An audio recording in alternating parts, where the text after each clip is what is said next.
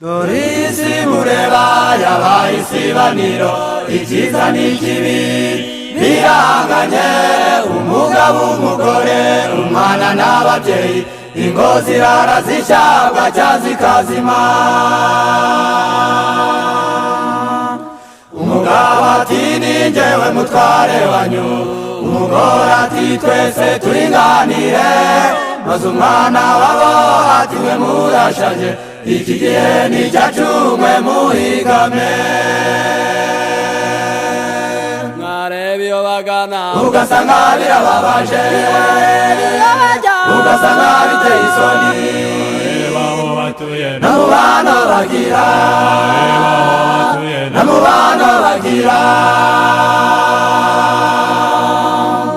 Shuguri zarateye mu miryango, umuntu wese aribanaho, kubona icyo kurya, kubona icyo wambara, utabishatse se byakwizana. Ngaho urebe iburyo bwawe, urebe ibumoso bwawe, urebe hirya no hino niba uri shyashya, mugabura urebe hirya no hino niba uri shyashya, urebe hirya no hino niba uri shyashya, musore uraha, urebe hirya no hino niba uri shyashya, mukobwa uraha, urebe hirya no hino niba uri shyashya. Rero muri rusange turebe hirya no hino niba turi shyashya, rero muri rusange turebe hirya no hino niba turi shyashya. maze umugore ati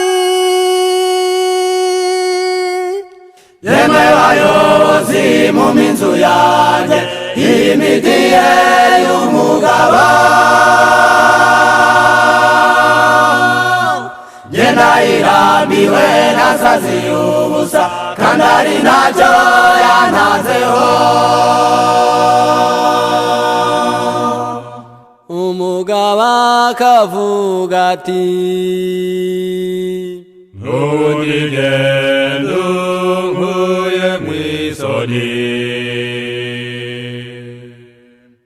ariko genda unsigira abana, ariko genda unsigira abana, ariko genda unsigira abana.